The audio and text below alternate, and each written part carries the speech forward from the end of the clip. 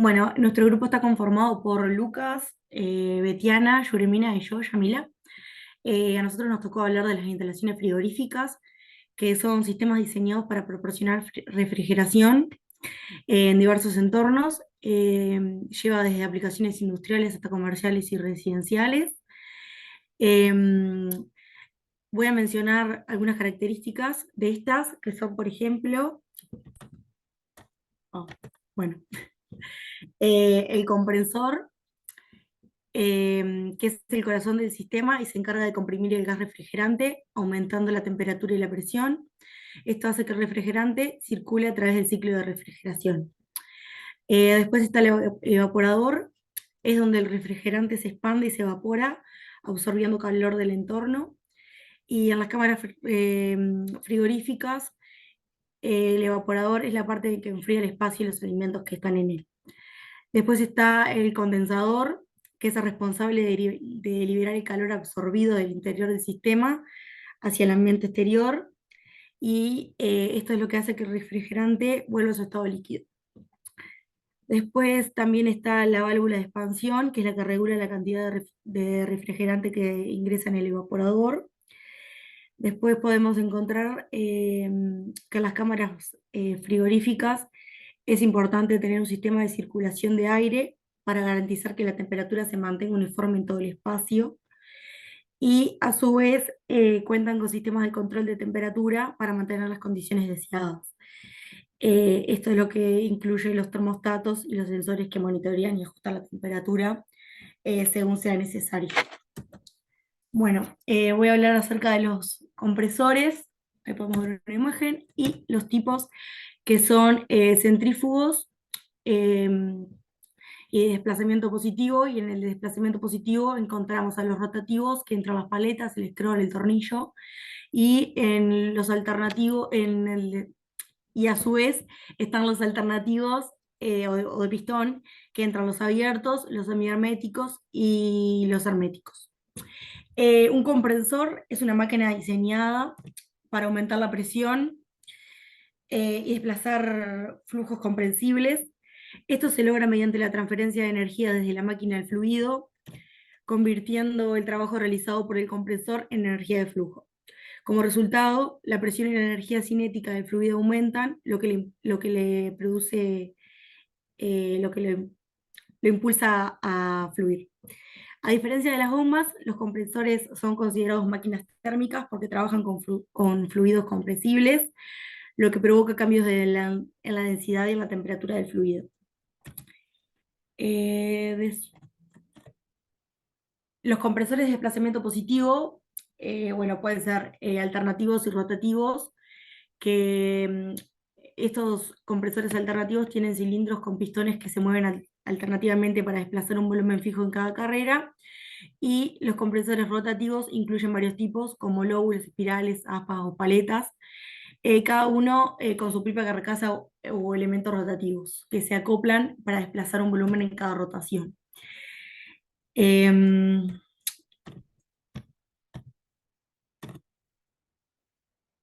bueno, em, para que me perdí. Acá. Em, a su vez, los compresores alternativos o de pistón, ay, perdón. A su vez, voy a hablar de los compresores alternativos de pistón, que en realidad lo que hace es que el refrigerante se comprima en el interior de un cilindro gracias al movimiento alternativo de un pistón mediante un subvenial accionado con un motor eléctrico.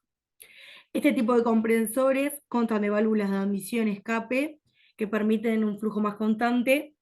Además, cuenta con la utilización del silent block con el fin de paliar las altas vibraciones a lo que se ve sometido este tipo de compresor. Contan también de visor de nivel de aceite y resistencia de Carter, conexión para el equilibrio del aceite, posibilidad de montaje individual, tándem, tríos o rack.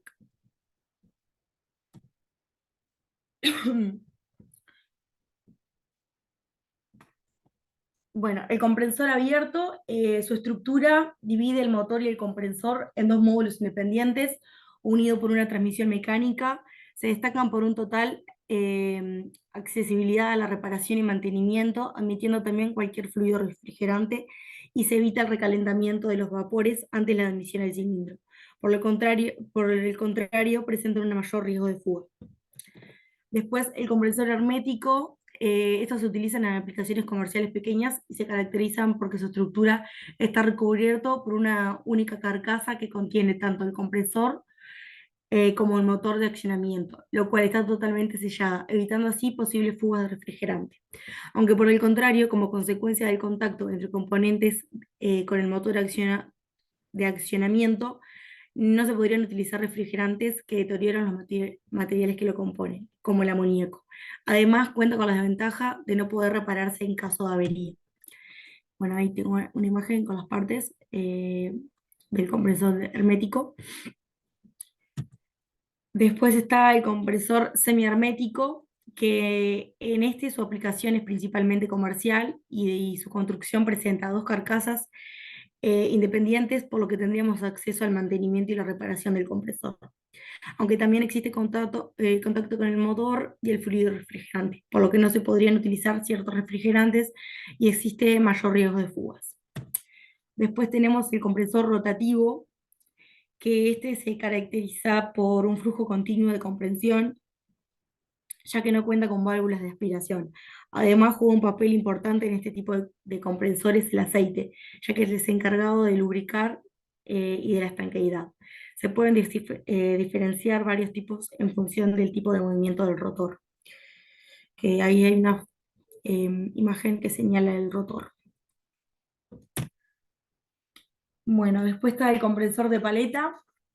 El fluido refrigerante llena el espacio comprendido entre el rotor y el estator del compresor, accionando el movimiento por el eje del motor, comprimiéndose el fluido al disminuir su espacio en el punto del diámetro mínimo dentro del compresor. Este tipo de compresor cuenta con una paleta situada en una ranura del cilindro asignada por un resorte. Este resorte es el encargado de dividir la fase de aspiración y la cámara de descarga del compresor. Después está el compresor Scrooge, que su funcionamiento se basa en el movimiento orbital de una espiral y por lo tanto lo conforman dos espirales idénticas. Una de ellas es la superior y fija, que es el estator, en cuyo centro se sitúa la lumbrera de escape, y a medida que la espiral inferior, que es el rotor, orbita en el inferior de la espiral fija, el empuje de las bolsas del fluido con las paredes provoca el desplazamiento hacia el interior y posteriormente que aumente su presión. Y por último, el compresor de tornillo, que este se utiliza para unos rangos de potencia medias y altas y su aplicación es industrial. Está constituido por dos rotores de perfiles conjugados, uno de los cuales es denominado macho y que se acopla al motor eléctrico. Forma lóbulos, mientras que el otro, el hembra, posee alévolos. Su capacidad de regulación va del 10% al 100% gracias a una pieza llamada corredera, encargada de abrir o cerrar la apertura de fluidos a los rotores para variar la potencia. Estos compresores son lubricados mediante inyección directa de aceite a temperatura controlada, proporcionando también estanqueidad y absorbiendo el calor de compresión. Además, cuentan con su parador de aire y control de inyección de aceite. Y ahí hay una imagen. Bueno, siguiente tema. Bien, ¿se escucha? Sí. Bien. Bueno, a mí me tocó válvula de expansión. Ay, perdón. Bueno, está bien, sí, ahí. La válvula de expansión es un dispositivo que es utilizado en el ciclo de refrigeración de los frigoríficos, en donde se mide el flujo del líquido refrigerante que es instalado a la entrada del evaporador. La válvula es una división entre el lado de alta y baja presión del sistema de refrigeración y su funcionamiento se basa principalmente en generar una caída de presión del fluido refrigerante. A la entrada, la válvula recibe el refrigerante en estado líquido, mientras que a la salida entrega una mezcla de líquido y gas que se convertirá en gas al momento de su paso por el evaporador. La otra, Yami. Bien. La función principal de la válvula dentro del sistema de refrigeración es la de garantizar que exista sobrecalentamiento constante. Esto quiere decir que el fluido que el fluido debe mantenerse en forma gaseosa cuando el sistema está trabajando en el punto de operación para el cual fue diseñado. La válvula de expansión termostática es un elemento que solo reacciona ante la presión y la temperatura. La otra. Bueno, de los elementos podemos diferenciar que las partes externas de una válvula de expansión son el cuerpo, el bulbo y el capilar. En el interior de la válvula se encuentra un conjunto cilíndrico con un orificio calibrado que reduce la presión del refrigerante que entra a la válvula. Allí dentro del conjunto se encuentra un sedazo, que es un elemento que cumple la función de retener residuos o impurezas. También en el interior del cabezal hay una membrana hermética. Esta separa el gas que contiene el bulbo y el capilar del refrigerante del sistema. La membrana transmite su expansión o contracción a una aguja, la cual cierra o abre el asiento de la válvula. De esta manera, la válvula aumenta o disminuye el flujo refrigerante que sale de la misma. Dentro de las válvulas termostáticas también se encuentra un resorte que es opuesto al movimiento que transmite la membrana. La fuerza que ejerce el resorte es regulada con un tornillo de calibración. La otra.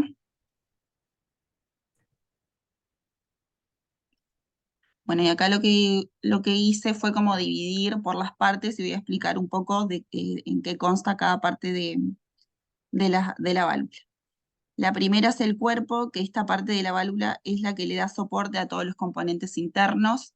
El diseño del cuerpo debe permitir que al momento de ya ensamblada la válvula, ésta sea completamente hermética. Además, según la forma del cuerpo, existen dos clasificaciones de válvula de expansión. Las rectas, en donde la conexión de entrada y salida están en la misma línea, y las angulares, en donde la entrada y la salida forman un ángulo de 90 grados. La otra. Bueno, acá son las conexiones de entrada y de salida, que son el medio de conexión entre el sistema de refrigeración y la válvula. Por lo general, la conexión de salida es de una medida mayor que la de entrada y dependiendo del diseño, algunas válvulas tienen una malla para filtración de partículas sólidas que se instala en la conexión de entrada, cuyo componente evitará el ingreso de partículas que pueden llegar a tapar los conductos internos de la válvula. Con respecto a las conexiones, pueden ser en terminación soldar o roscada. Para bajas capacidades de entre 5 o menos toneladas, comúnmente se utiliza la conexión roscada, y para tonelajes mayores, la conexión siempre será soldar. La otra, bien. Bueno, acá es orificio de expansión, aguja y asiento. En este punto se realiza la expansión, que es en donde el líquido refrigerante entra en alta presión y debido a la reducción del canal de flujo se lleva a cabo este proceso. En las válvulas de expansión termostática, este conducto se ajusta a la necesidad actual del sistema, permitiendo un mayor flujo de refrigerante ante situaciones de alto sobrecalentamiento y menor flujo ante bajo sobrecalentamiento. La otra. Bueno, el elemento termostático está compuesto por el diafragma y el bulbo sensor. A diferencia de los componentes anteriores, el elemento de poder está en función del gas refrigerante que esté siendo utilizado en el sistema. Esto es debido a que el bulbo sensor posee una carga termostática que reacciona ante la diferencia de temperatura entre el bulbo de succión. Y si esta incrementa, hace que las partículas de la carga generen una fuerza. Esta fuerza ocasiona la deformación del diafragma en sentido descendente, lo que resulta en la apertura de la válvula para permitir un mayor flujo de refrigerante. Por el contrario, si existe señal de baja temperatura de succión, las partículas contenidas en el bulbo sensor tendrán una presión menor sobre el diafragma, permitiendo una deformación en sentido ascendente que limita el flujo del refrigerante. Por último, existen diferentes sustancias que se pueden utilizar como cargas termostáticas, las cuales pueden ser líquidas o gaseosas. La otra.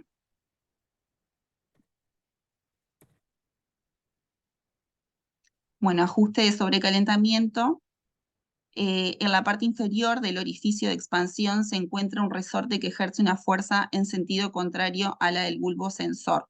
La mayoría de las válvulas cuentan con un vástago de ajuste, cuya función es regular la presión que ejerce el resorte y permite realizar ajustes en campo. Al cerrar el vástago, el flujo del refrigerante tenderá a ser menor y con ello incrementará el sobrecalentamiento.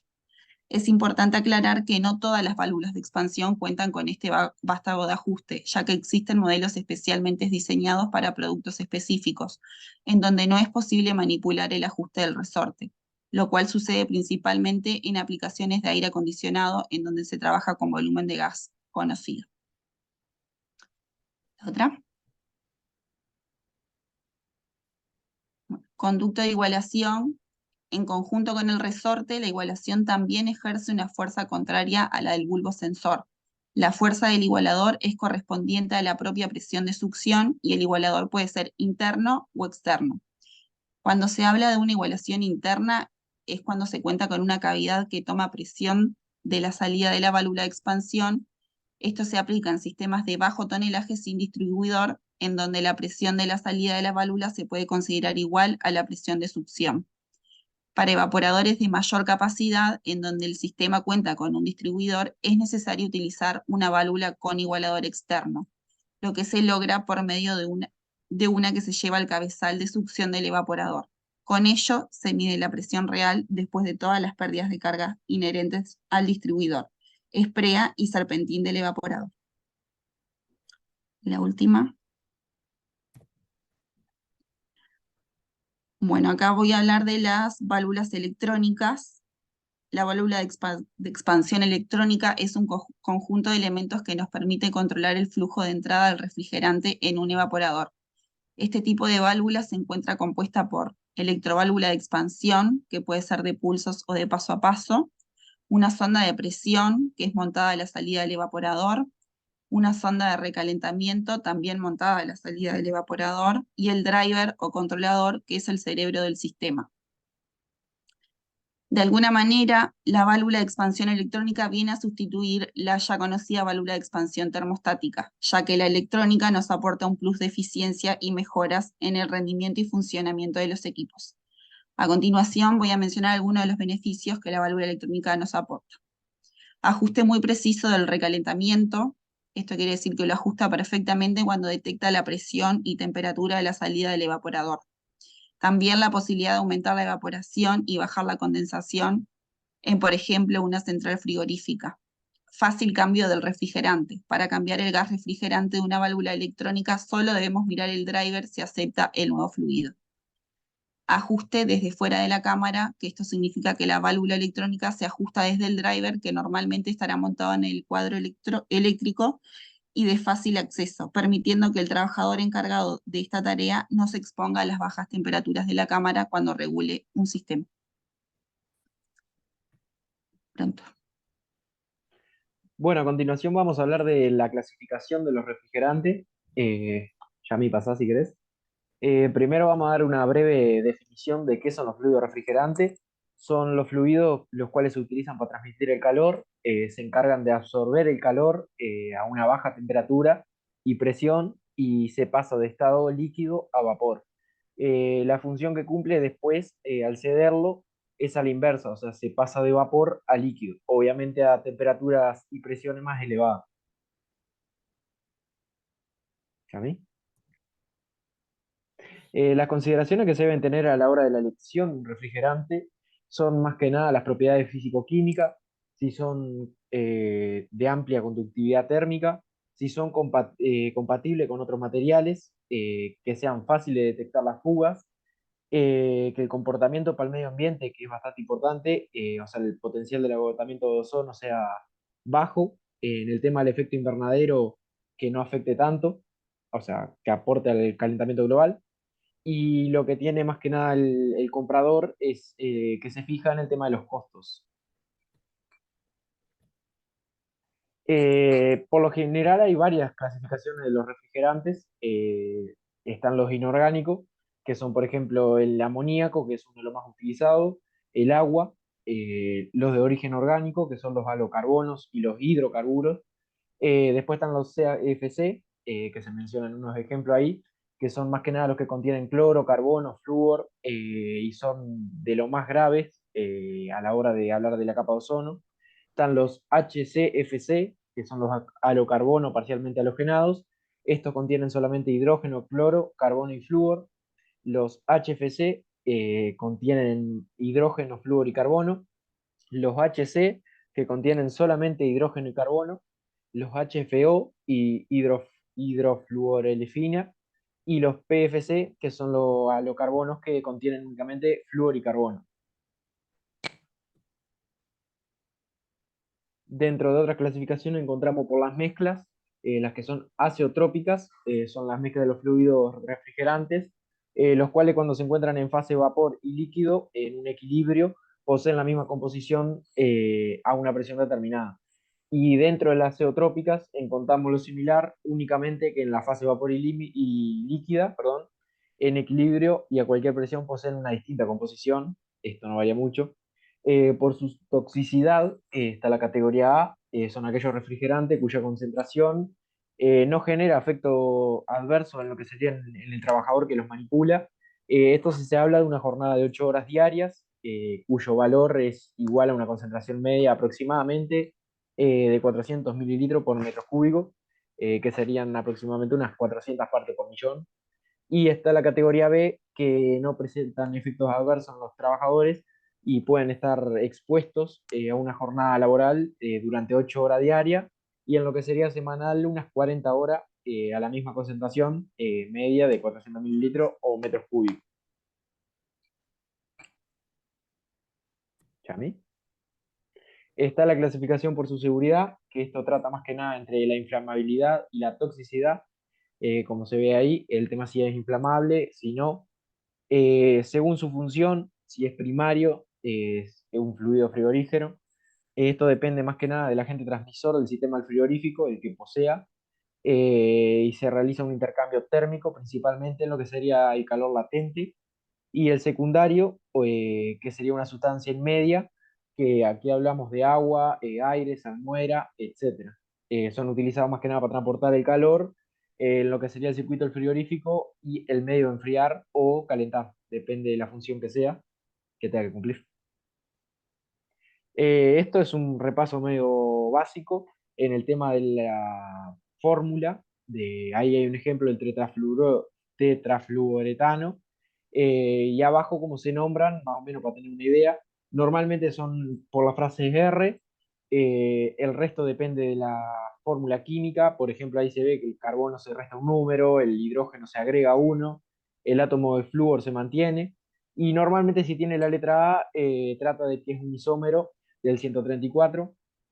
Dentro de la clasificación encontramos los ya nombrados, los CFC, los átomos de cloro que posee, sus propiedades.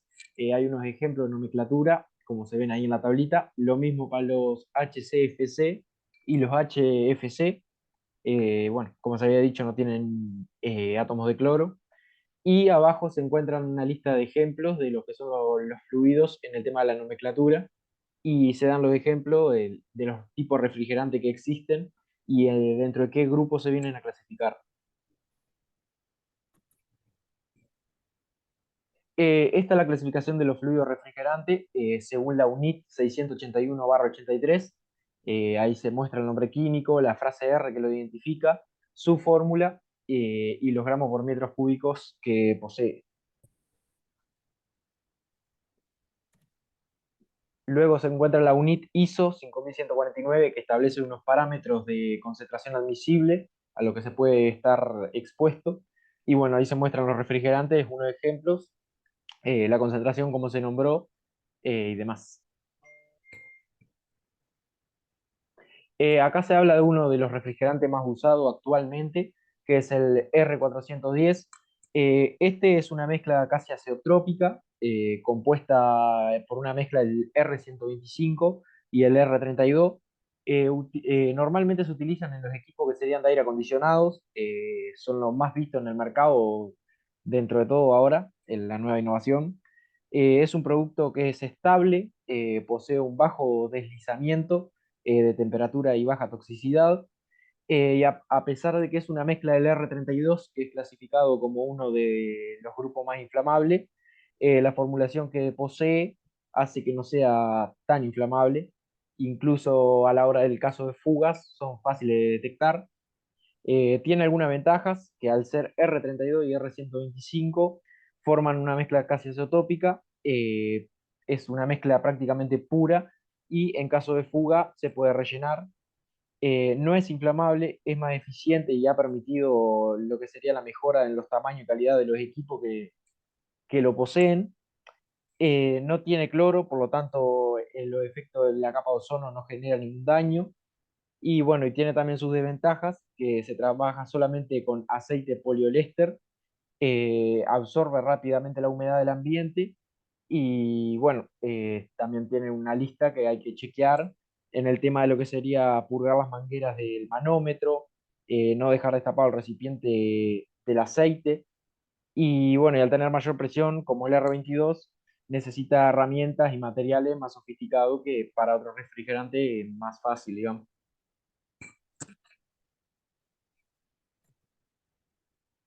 El R717, que es amoníaco también, era el más utilizado anteriormente, antes del 410. Se sigue usando en alguna ocasión y bueno, se presentan unas características como para que quede dentro del tema también. Bueno, es incoloro, de color punzante, de olor punzante, perdón. Este se produce más que nada en lo que sería el ciclo del nitrógeno de la atmósfera nomás.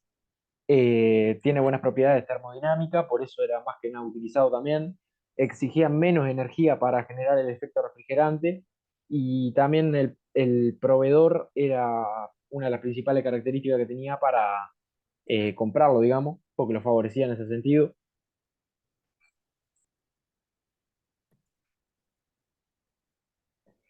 Bueno, acá se nombran un par de características más, que no ataca la capa de ozono, el equipo de refrigeración y climatización con amoníaco son competitivos en el tema de precio, como se había nombrado, y además se tienen en cuenta los costes de las instalaciones y operaciones, que en ese sentido el R410 tiene como desventaja es equipo más caro y demás. Es un refrigerante barato. La cantidad de amoníaco necesaria en este equipo es 2 o 3 veces menor que los equipos que son similares y que sin embargo dañan un poco más la cama de ozono y contribuyen más al efecto invernadero. Chami. Bueno, ahí las ventajas y desventajas, como se han mostrado más que nada, como para recalcarlo un poco, va a quedar dentro del material. Y por último, Yami, si quieres pasar al siguiente, hay un video, no sé, profe, si lo ponemos o no, es el ejemplo de una fuga de amoníaco. Le ponemos sí, capaz, para que Bueno, vean, es dos por lo minutos, menos. cortito. ¿Conoces el riesgo del amoníaco? Te pongo en situación. Perdón. ¿Conoces el riesgo del amoníaco? Te pongo en situación.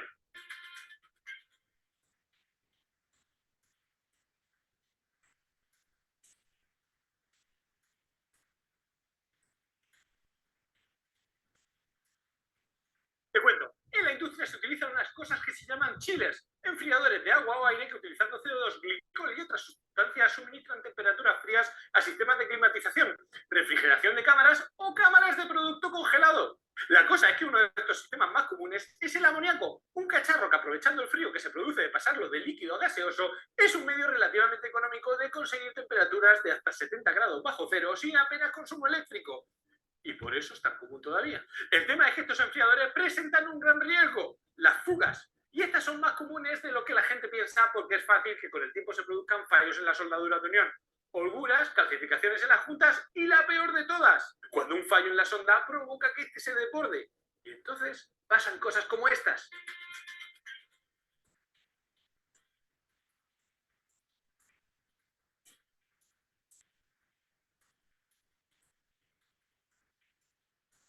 Que te estarás preguntando, ¿y por qué tanto rollo por un poco de amoníaco? El caso es que el amoníaco produce una contracción involuntaria en las vías respiratorias. Un espasmo que te puede cerrar la tráquea y matarte sin siquiera boquear. Y si te pillas sin equipo de respiración autónomo, una muerte horrible que ni a tu suegra se la vas a desear. Pero lo interesante son los errores que comete la gente detectando las fugas. Hay quien dice que lo huele cuando si de verdad lo olieran ya estarían muertos. Hay quien hace todavía flus flus con un spray. Hay quien pone detectores de amoníaco a media pared ignorando que tan bajos no sirven para mucho y quien utiliza palitos de azufre para que este se haga visible. Total, que si en tu empresa tenéis una enfriadora por amoníaco, no olvides que hay obligaciones legales que cumplir. Limita el acceso a la zona solo a personal que sepa utilizar los respiradores. Y si te piden tu opinión, mejor Glicol. Y si te interesan estos temas, visita juanjocontradiseño.com ya.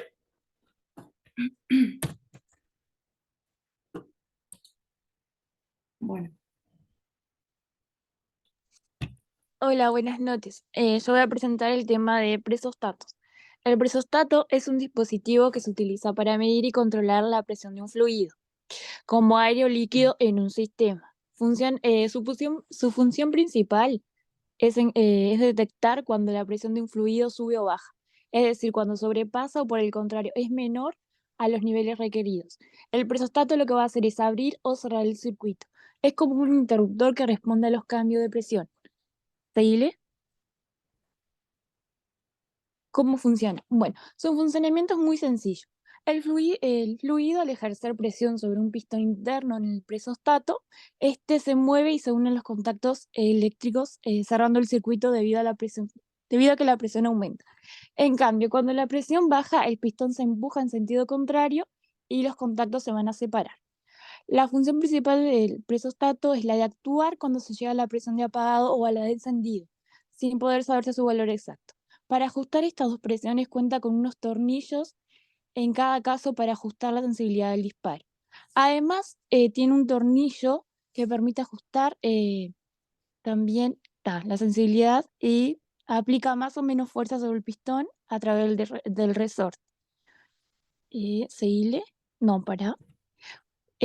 Por ejemplo, en un sistema de calefacción, el presostato va a monitorear la presión del aire y se va a asegurar que esté dentro de los rangos adecuados. Si la presión va a caer o cae debajo de ese límite o sube, el presostato va a apagar o va a encender la caldera para mantener la presión dentro de los límites seguros. Los presostatos solamente van a hacer una señal de encendido o apagado. Siguiente. Bien, no, vuelve para atrás. Bien, en instalaciones frigoríficas, el presostato se va a utilizar para controlar el compresor por si hay presión alta o baja. Va a controlar los ventiladores del condensador según la presión alta. Y va a controlar la presión para evitar las posibles congelaciones durante el enfriamiento de líquidos y va a controlar la presión diferencial del aceite. ¿Seguí? ¿Otra más? Bien, las partes del presostato. El presostato tiene la entrada del fluido, se trata de la entrada por la que pasan los líquidos o gases al sistema en el cual está instalado el presostato. Está por ahí arriba. Bien, después también cuenta con una membrana que sirve para aislar el circuito eléctrico de los fluidos y también se va a encargar de recibir la presión. A su vez cuenta con una placa o pistón, que es la pieza de metal que va a recibir la presión de la membrana y cuando esta presión sea mayor a la que se requiere, se va a encargar de activar los contactos eléctricos del presostato. Bien, también cuenta con los contactos eléctricos, que son los encargados de encender y apagar el dispositivo según la presión aumenta o disminuye.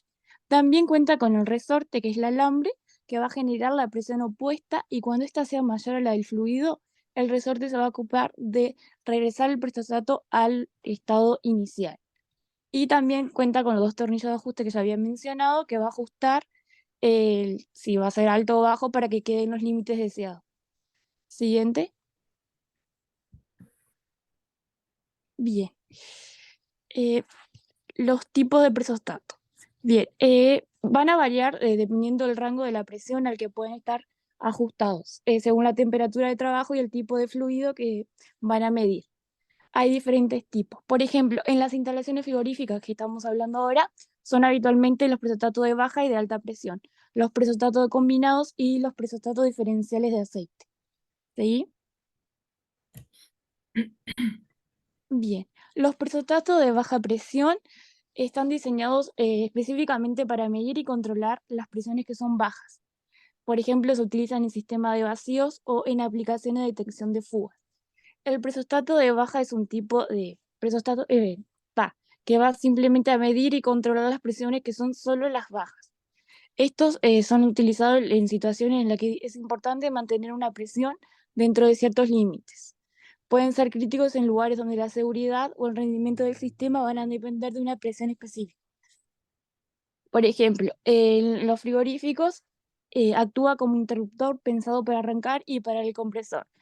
Cuando la presión sea mayor a un determinado valor, es llamado presión de arranque, el compresor va a permanecer en funcionamiento. Pero si la presión del evaporador disminuye por debajo de un valor llamado presión de parada, el presostato va a dejar de alimentar el contactor del compresor, que va a permanecer en reposo. O sea, ahí el presostato va a actuar cuando la presión sea más baja de lo que se establece. Y están los presostatos de alta. Estos están diseñados en aplicaciones en las que se manejan presiones extremadamente altas. Por ejemplo, en sistemas hidráulicos de maquinaria pesada o en sistemas de alta presión industrial. Este es al contrario del anterior. Este va a actuar solo cuando la presión sea mayor a la establecida.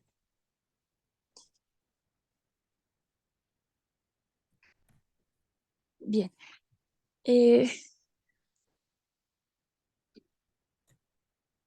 Por ejemplo, en instalaciones frigoríficas se va a contar con el presostato de alta, que es de rearme automático, pensado para regular la presión, arrancando o parando los ventiladores. Si el medio es condensante, por ejemplo, si es de aire o de bomba de agua, por ese medio. De rearme quiere decir que una vez que alcanza cierto nivel de presión, el dispositivo, o sea, el presostato, se va a restablecer automáticamente para que el sistema vaya a continuar funcionando. O sea, no hay que arreglarlo manualmente, solo se va a reiniciar para seguir. Bien, sí, ahí. Bien, Dejo ahí. también está, sí, deja ahí lo mismo. Está el presostato diferencial, que funciona según un rango de presiones, sea alta o baja. Normalmente se ajusta, o sea, va a servir para las presiones altas y para las presiones bajas también. La principal característica de este tipo es que tienen dos resortes en su interior. Vuelve para la foto. Perdón. Que tienen dos resortes en su interior. O sea, van a mantener la presión en un rango entre la más alta o la más baja.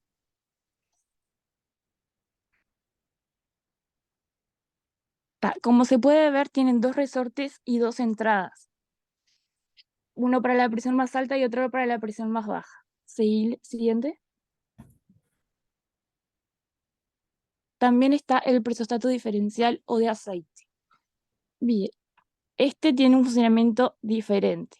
Se va a utilizar solo en compresores que cuenten con una bomba de aceite, que puede ser interna, y funciona comparando la presión de descarga de la bomba de aceite con la presión del carácter del compresor. Si la diferencia entre la bomba de aceite y el compresor no es lo suficientemente grande porque la bomba no está impulsando el aceite, el presostato va a iniciar una cuenta hacia atrás. Si la cuenta hacia atrás concluye sin que se haya establecido la diferencia de presiones, el presostato va a parar el compresor y va a señalizar una parada de emergencia, va a iniciar una parada de emergencia. Bien, en otras palabras, el presostato diferencial de aceite es un dispositivo de control que se va a utilizar en sistemas de, por ejemplo, de calefacción, ventilación y aire acondicionado, y también en industria que involucren el aceite como medio de transferencia del calor. La función principal va a ser la de monitorear y controlar la diferencia de presión entre dos puntos de un sistema. Por ejemplo, como ya había comentado, la bomba de aceite y el compresor. Se va a utilizar en el sistema de calentamiento de aceite o un sistema de enfriamiento que siempre utiliza aceite. A medida que va cambiando la diferencia de presión, el presostato diferencial puede activar o desactivar algunas funciones o dispositivos en el sistema para que su mantenimiento sea seguro y eficiente. Bien, siguiente. Ahí están algunas imágenes del presostato de aceite. Siguiente. Yo había puesto un video también que hablaba de características y tipos. Dura como 14 minutos más o menos. No sé si dejarlo o no. No, 14 minutos es mucho. Por eso es O lo demasiado, vas, pero el video va a quedar acelerá. ahí O por si si no, lo quieren ver. mándamelo por privado y yo lo subo al Claro, aula. dale.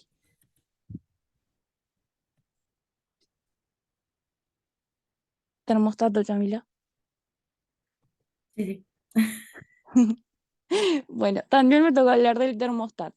El termostato es un dispositivo que se va a conectar a la fuente de calor o de frío que va a permitir controlar la temperatura del sistema, como un sistema de calefacción, aire acondicionado o refrigeración. La función principal va a ser mantener una temperatura deseada, ajustando la operación del sistema. O sea, se va a determinar, se va a elegir determinada temperatura y siempre se va a mantener en esa temperatura. Ahí, como puede ver, está la máquina, la puerta y al lado hay un cosito. ¿Qué pasó? Perdón. Bueno, estaba explicando la imagen que ahí está como el aparatito, está marcando la temperatura. El termostato también es una de las partes más importantes de los sistemas de enfriamiento, ya que va a permitir refrigerar todo a la temperatura que corresponde. El termostato, en este caso para refrigeración y para la cámara frigorífica, va a contar con diferentes tamaños y diferentes capacidades de trabajo. Sus conexiones van a depender, igual que el material. Eso va a depender de la capacidad de la cámara frigorífica, va a depender del tamaño, va a depender del tipo también de termostato. Por lo general, una cámara frigorífica no lleva a temperaturas negativas muy bajas, pero puede ocurrir y que requiere congelación de productos. Una gran cantidad de productos requieren bastante congelamiento.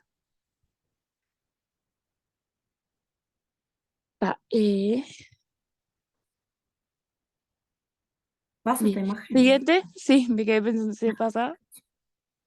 Bien, otra. Bien, ¿cómo funciona? El termostato funciona a base de una temperatura que hay en el exterior.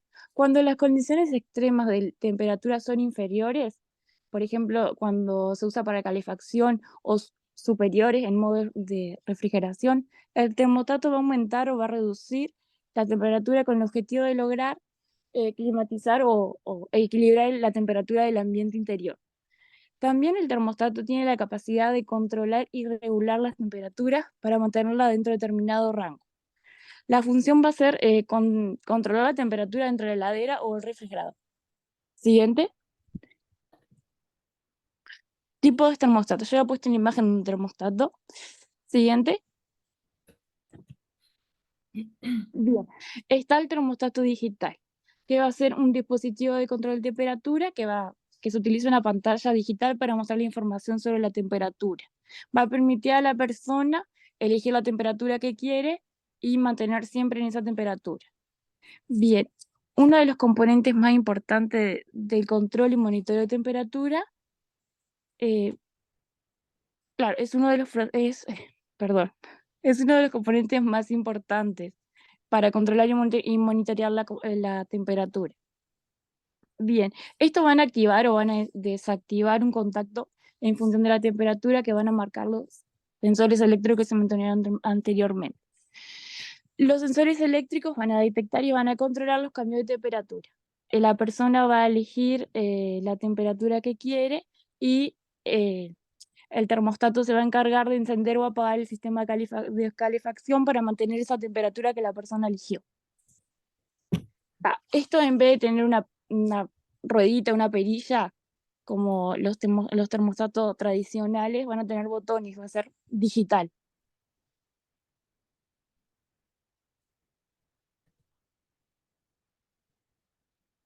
Bien. Siguiente. Bien, un termostato programable. Dentro de la categoría de los termostatos digitales se va a encontrar el termostato programable. Estos dispositivos nos van a permitir no solo controlar la temperatura de la habitación o espacio durante horas, sino también podemos poner un horario específico para tener determinada temperatura. Bien.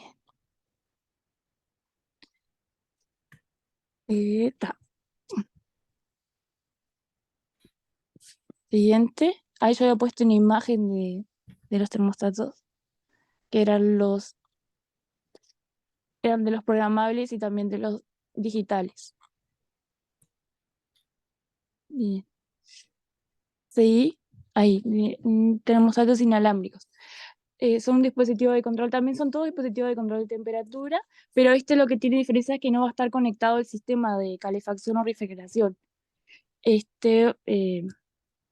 Es inalámbrico, obviamente, y se va a conectar de una forma inalámbrica a un receptor o unidad de control que va a estar conectada a ese sistema de calefacción o ventilación o aire acondicionado, depende de lo que sea. La principal ventaja de ello es que se puede utilizar de cualquier parte de la casa, no es necesario estar ahí tocándolo, ya que utilizan también internet, se pueden controlar desde el celular. Bien, siguiente. Ahí hay una fotito también, que esos tienen la perillita y tienen botones, no son tan modernos como los digitales. Siguiente. Bien, el termostato analógico. Este nos va a permitir también regular la temperatura gracias a una ruedita que llevan. Y eso se puede hacer solamente manualmente, no es como los otros. Ese sí o sí hay que girar la perillita y programarlo, pero no podemos determinarle un rango de temperatura o cada cierto tiempo que cambie, va a aparecer uno solo. Bien, seguí. Ahí están los termostatos tradicionales, que son los que tienen la perillita. Son los más básicos, por así decirlo. Siguiente.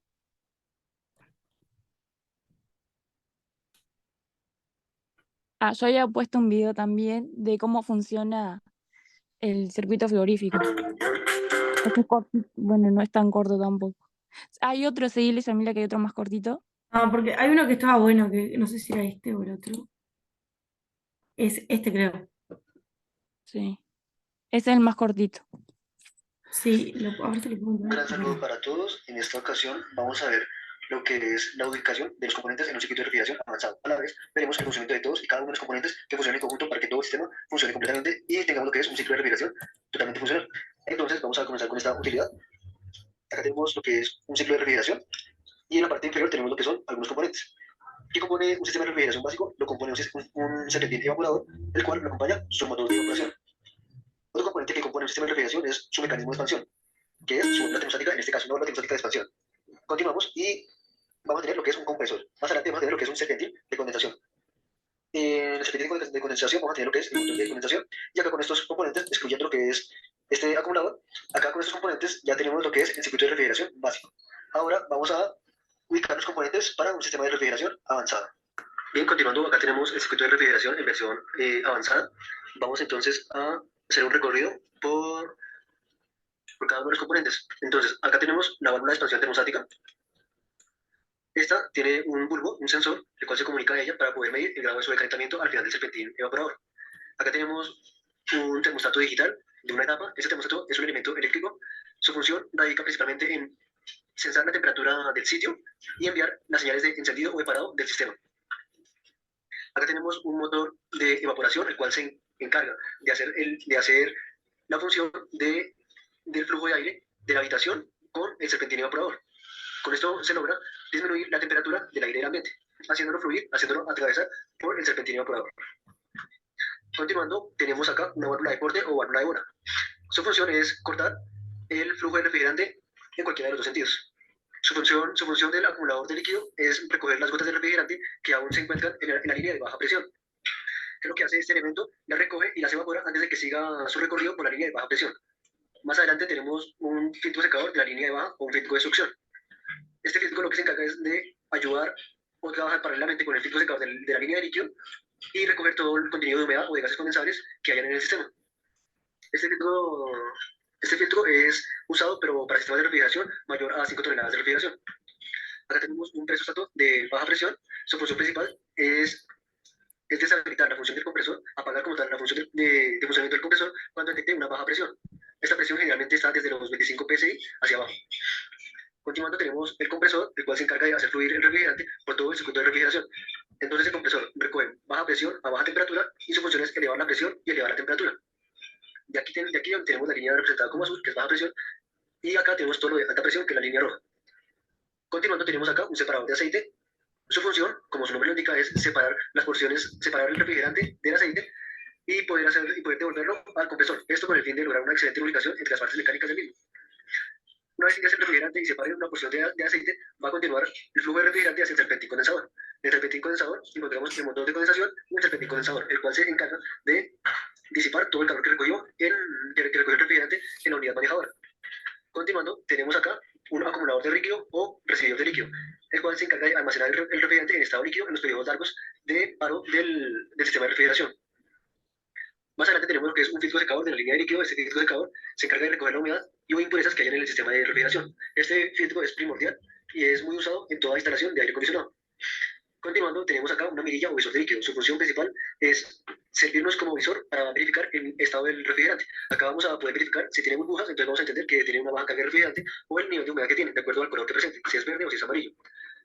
Finalizando, tenemos acá una válvula solenoide. Su función principal es cortar el paso del refrigerante. Esta válvula solenoide es un dispositivo electromecánico, es operado por medio de una señal de 24 voltios o de 120 voltios o de 220 voltios.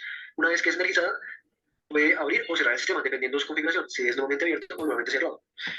Aquí ya tenemos el circuito de refrigeración. Entonces, una vez que el compresor está en funcionamiento y todos los dispositivos están encendidos, se va a repetir este circuito de refrigeración continuamente hasta que no haya más demanda de frío y el termostato envíe la señal y tenga el funcionamiento de todo el sistema en su totalidad.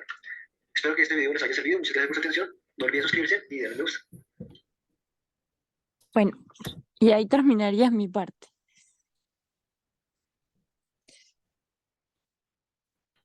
Bueno, yo voy a mencionar la seguridad en el interior de las cámaras frías. Estas son de suma importancia, ya que al trabajar en un entorno frío conlleva riesgos específicos para la salud y la seguridad de los trabajadores. Y te voy a mencionar algunos puntos, ahí hay algunos, los voy a detallar un poco. Por ejemplo, todos los trabajadores que ingresen a una cámara fría deben usar el equipo de protección personal correcto. Esto debe incluir ropa térmica, guantes aislantes, botas a prueba de agua, gafas de seguridad, protección de oídos, según sea necesario. Después, los trabajadores deben recibir capacitación sobre los riesgos específicos asociados a las cámaras frías, así como sobre cómo usar de manera segura el equipo y las herramientas de este entorno. Los trabajadores deben de poder comunicarse entre sí dentro de la cámara fría y con el exterior en caso de emergencia. También se debe limitar el acceso a la cámara fría solo al personal autorizado. Debe haber un procedimiento de ingreso y salida controlado para garantizar que nadie quede atrapado dentro.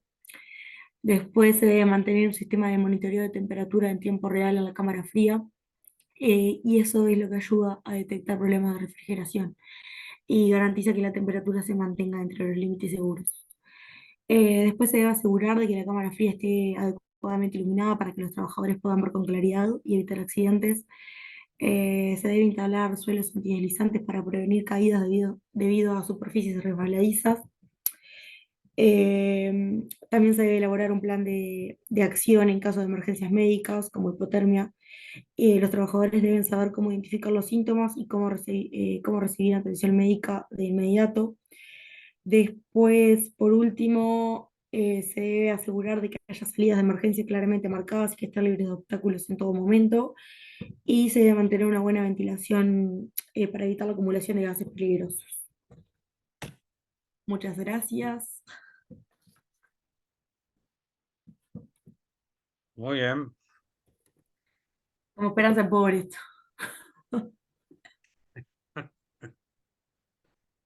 73 diapositivas. Sí, estaba re extenso Ay, ¿cómo se Bueno, dejo de compartir yo esto? Acá. mándamelo por favor por cualquier Sí, medio. ya te lo mando. ¿Ah? Voy a detener la grabación.